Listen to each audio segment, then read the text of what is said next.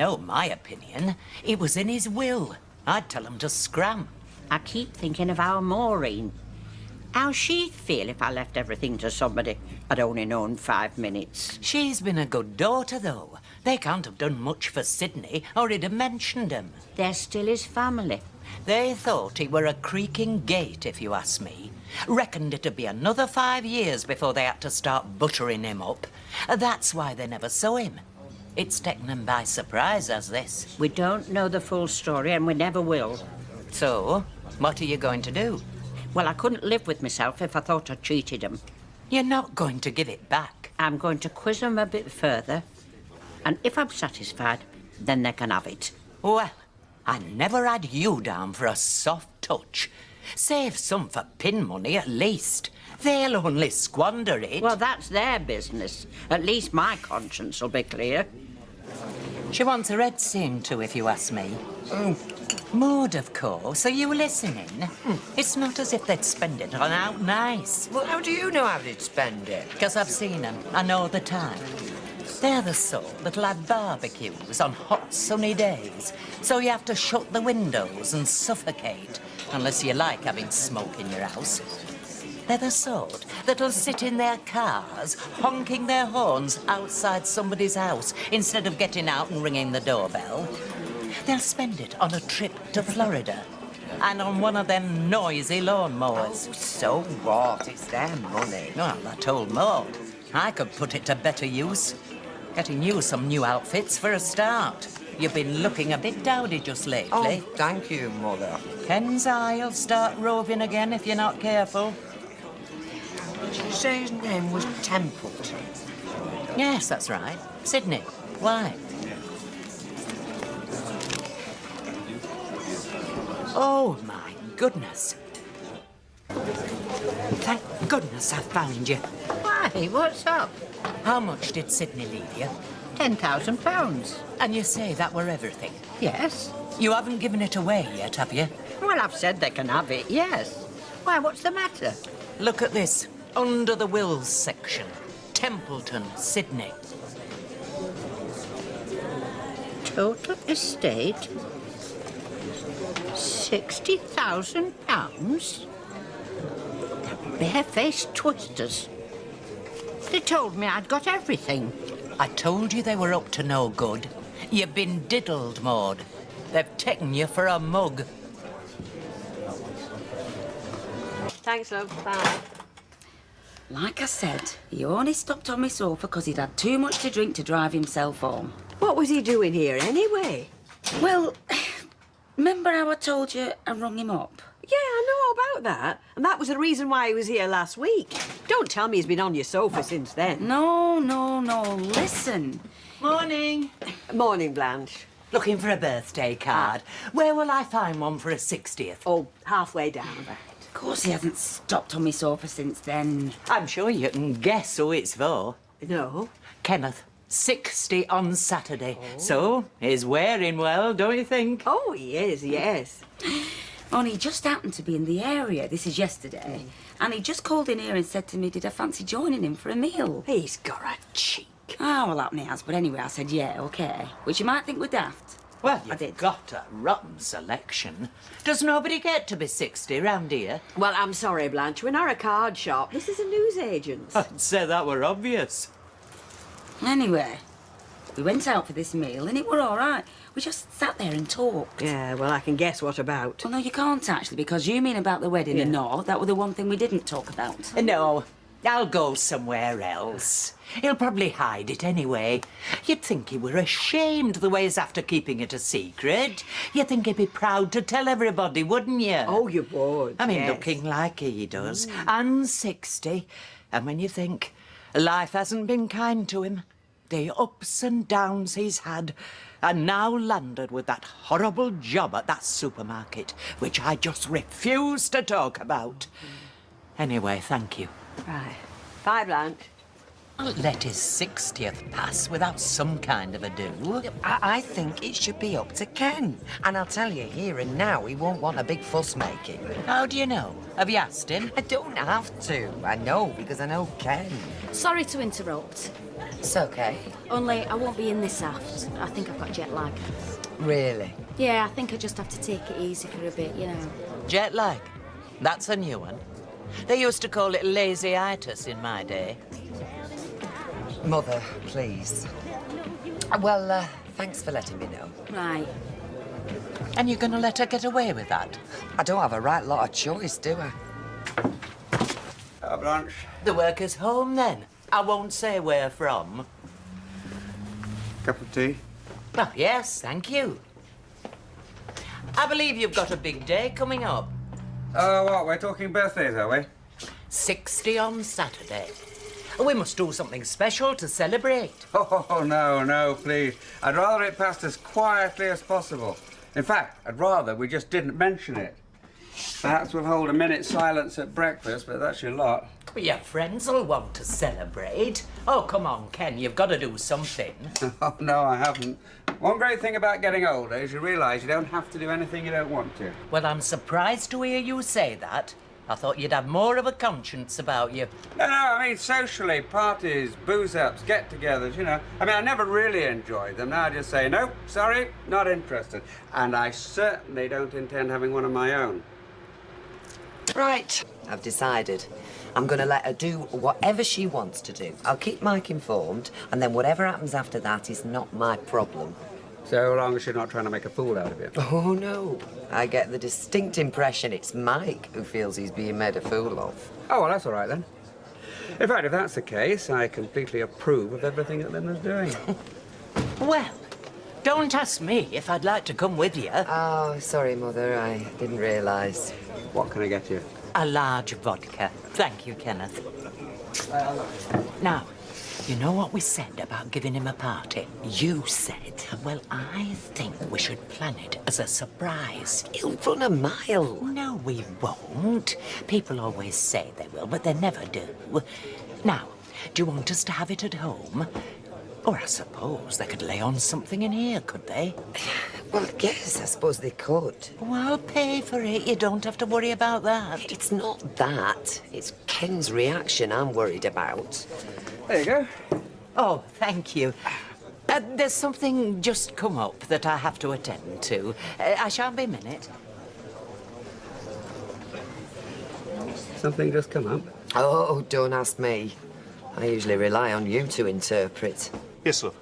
Is the landlady about? Yeah, in back. Oh, only I wonder if I could have a word. Except, could you tell her to keep her voice down? Because it's something I don't want my son-in-law to overhear. Well, I say son-in-law. That's not strictly true. But we can live in hope, can't we? You want a word with the landlady? Yes, please. And what do you think it does? You'll be coming tomorrow night. Oh, what's this?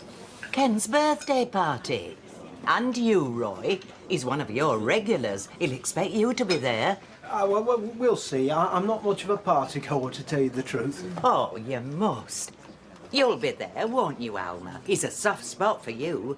Oh, is that Ken's idea? Because he never mentioned it. He doesn't know. Oh, I see. Well, you can't let your 60th birthday go by without a party. And do you think he'll be pleased when he finds out? Of course he will. He just needs other people to organise things for him. Yeah, he's certainly got that, hasn't he? I think it's a good idea. It might be a laugh. There you are, see? Well, just for the record, if and when I reach 60, I would like the day to slip by unremarked, and you can leave me to quietly mourn the passing of time. Oh, I've got 2 more tea. Any news? It's all arranged. A finger buffet for 25. You what? Tomorrow night. In here. Ken's party. You mean you've just gone ahead and arranged it? Someone had to. And did you consult anyone else? Curly Watts thinks it's a good idea. Curly Watts? Since when did he have the casting vote? Right, here you go. I've got a suggestion for you. Why don't you take Ken a cup of tea in bed? He wouldn't thank me for it if I did. He might, you know. if you gave him a special birthday present while you're at it. Mother, you've got a right coarse street, you have. It's not coarse, it's common sense. Now, get up them stairs. Well, you're too late now. Here he is, the birthday boy. Many happy returns, Ken. Yes. Happy birthday. And here are your cards. Oh. This one's from me. Oh, thanks very much. No need to ask who that one's from. You always send a whopper, don't you, Blanche? Yes, I keep telling her size isn't important. And you call me coarse? What? Oh, nothing. Do you like your cards? Yeah, very nice, very nice. Well, let's have a smile then. It's a celebration day. Yeah, well, I don't feel like celebrating. Just the opposite, in fact. You know, I wish I hadn't got the day off work. I just want to get through today as painlessly as possible. I mean, 60!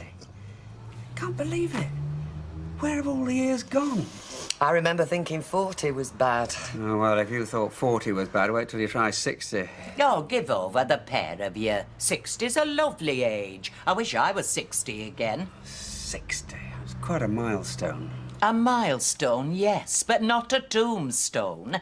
Now, come on, Ken, cheer up. Today, you are going to have fun. Well, you're 60 isn't old these days. No, you're right. Anyway, I don't feel 60 inside. So what's there to whinge about, then? Nothing, Blanche. You're absolutely right. Anyway, I got my pension to soothe the pain away. Pension? Oh, you won't get your old age pension till you're 65. Men don't. Now, if you were a woman... Now, my pension from teaching. As from today, I start to draw it. Not bad either. I mean, you've clocked up, what, 20 years in teaching? About 6,000 a year. Well, that's useful. Oh, as a postman. There's a lump sum as well. Yep, about 20,000. Oh, very nice. You could afford to give up that awful job at Freshco's, couldn't you? If I wanted to. There you go. Oh, right. Mostly for you. Birthday cards, by the look of it. Oh, Toya. That's nice. Unexpected, but nice.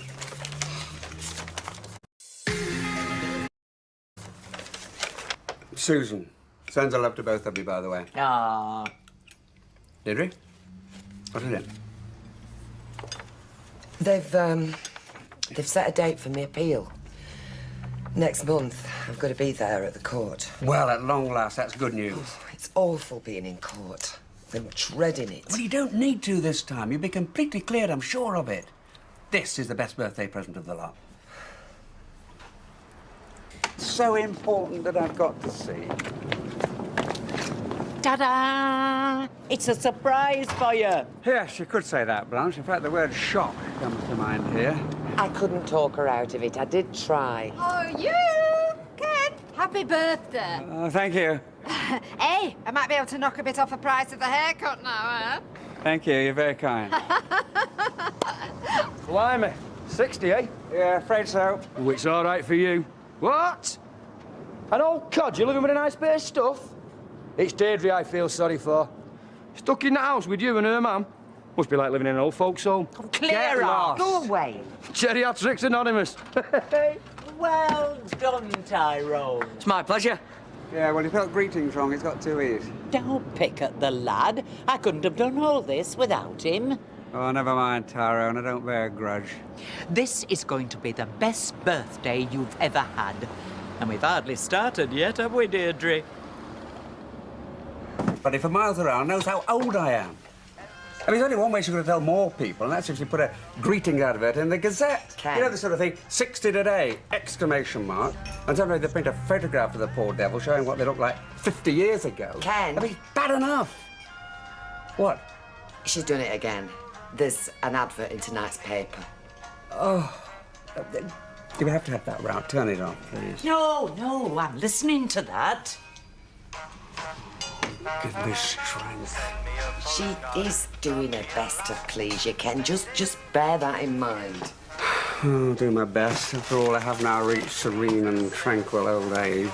Okay, you're listening to Radio Weatherfield. Jamie Lovejoy with your morning request. Now, here's one for a very special senior citizen, Ken Barlow, 60 years young today. Many happies, Ken, old boy. No, this is too much. Shush. Ken was a well-loved local schoolteacher, so I'm told. Weatherfield's own Mr. Chips. All you people out there who Ken taught over the years, there must be thousands. All his old friends, I'm asked to tell you he'd be glad of a call for old time's sake on 0161 715 8827. In the meantime, Ken... Oh, Blanche! Though I didn't know anything about this, honestly. Brilliant, eh, Ken? I knew you'd be pleased. It's a very kind thought. Oh, I'll get it. Thank goodness we're going out tonight, just you and me. Hello. Ah. Yes. What? Well, she's organised a surprise party in the Rovers. Now, you will act surprised, won't you? Yes, it is. It's for you, Ken. Albert Birch. I don't know any Albert Birch. Your class at Bessie Street, 1963. You've started something now, Mother. Hello. Certainly do remember the chip shop at the end of Bessie Street. They were good chips. Oh, really? Fried-in beef dripping? Well, you learn something every day. No. I never imagined the little girl with Platts in 3B would end up with 6 grandchildren and another on the way. Right. Well, thanks for ringing. He has really taken me back. Bye. My ex-pupil, Winifred Sewell, Bessie Street, 1962, who says that now she has my phone number, she can ring me for many a chat. They don't call anybody Winifred now, do they? Or Blanche, for that matter. Sit down, Ken. You must be exhausted. Thanks to you, Mother, Ken spent most of his birthday on the phone. I didn't think he'd get so many calls. Oh, there's only one heavy breather. That was you, was it, Blanche, from the phone box? It was not. Ah, you were kidding me, weren't you? Tell you what, Ken, we'll pop over to the Rovers soon for a quiet drink, eh? Get you away from the phone.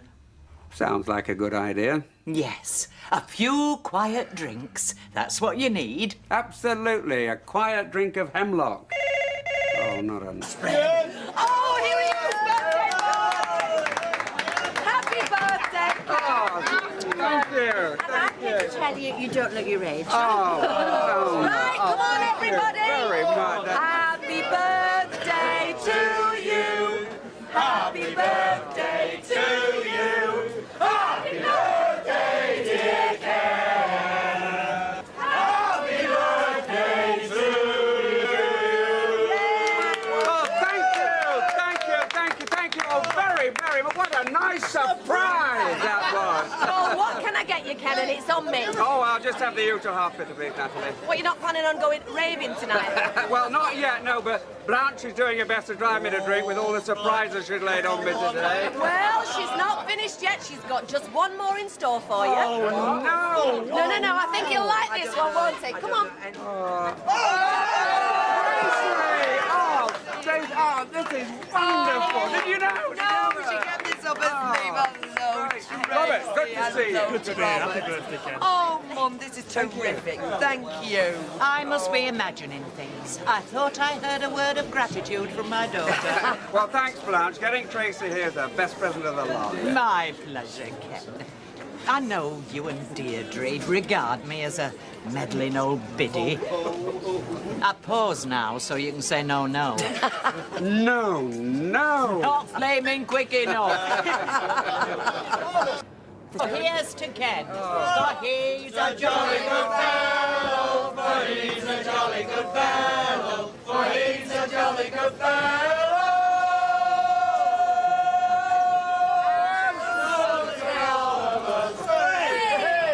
Scotch, please. What's going on? We're having a do for Ken's birthday, Mike. Are you going to buy me a drink? What do you think? I think you'd be lucky to fill a phone box for your birthday party. Hi, Mike. Oh, cheers. Tell you what, if I have a bash for my 60th, it'd be somewhere more upmarket. I mean, you get what you pay for, don't you? I suppose this is all Ken could run to. Excuse me. Just because Ken doesn't flash his money about doesn't mean he's short as a bob or two. You could afford me. It's not him who paid for all this anyway. It's me. But he could have done. He's got a very handsome pension scheme, just matured. A nice, big, fat lump sum and a very decent income. Not that he brags about these things, like some people would. Consider yourself told off, Andrea. Doesn't surprise me. Well, of course not. Wouldn't surprise you if Mike ate babies. No, it wouldn't, actually. If Mike did what? Nothing. Oh. It surprises me, that's all I'm saying. I mean, he never said anything about wanting paying back before. He always said it was a favour. Now, suddenly, it's become a loan. Well, that's a measure of the man. I mean, I always intended paying him back. I don't like debt. I haven't got that kind of money. Aye, well, you know the saying. Neither a borrower nor a lender be. Do you know, it's very funny how all this came up after you'd been chatting to him. What did you say to him? Nothing. Well, nothing that suddenly prompted him to come over and ask for 10 grand. Oh, thank you, Deirdre. What do you think I am? Yours and Ken's financial details are absolutely your own business.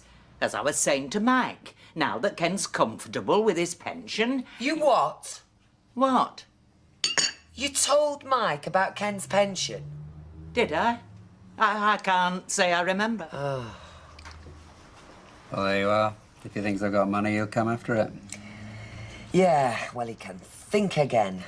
It's me that owes it, and it's me that'll pay it back. However long it takes. Got you. I could have got it for you. It's just as easy to pick it up myself. Your review magazine, I presume? What else? I bet you're the only person in the district who takes that. No, he isn't. We cater to numerous intellectuals. And loads of thickies, too. Why don't you take it home and read it in peace? Because I want to take it to Fresco's and read it at my break. Well, you're not going to work yet. In any case, a man of your age should be relaxing, shouldn't he, Rita? Well, I'm Ken's age, and I'm keeping my hand in. Yes, but he's got money. You never paid in to a professional pension. No, Rita's finances are none of your business, but one thing you can say is like me, Rita prefers to be busy. But unlike you, she doesn't have to shove shopping trolleys hither and yon in all weathers. She's got her own business. No, I haven't. It's Sharon's. Well, she does the donkey work. You run the place. Not anymore. I'm an employee, same as Ken. Yeah, so if I said push those trolleys, she'd push those trolleys. Of course, we haven't got any trolleys. You don't know what you're talking about then, do you? Look, a regular job keeps you in touch with people. One of the worst aspects of unemployment is loneliness. And there's nowhere less lonely than a shop counter. If I wasn't here, I'd be sat at Rover's all day. I know which I'd prefer. Ken, use that money to give yourself a good life. Don't let it go to waste. I won't. I've got plans. I know exactly what I'm going to do with it. Bye. Bye, Ken. See ya. Don't know why I bother. No one listens to a word I say. Oh, shame. Hey, if you own the place, you can dig out our Deirdre's newspaper and any magazines, whatever she gets. Oh, sorry, I'm off to cash and carry. My assistant will see to you. See you, Rita. Take care. Oh, he's a jolly good fellow.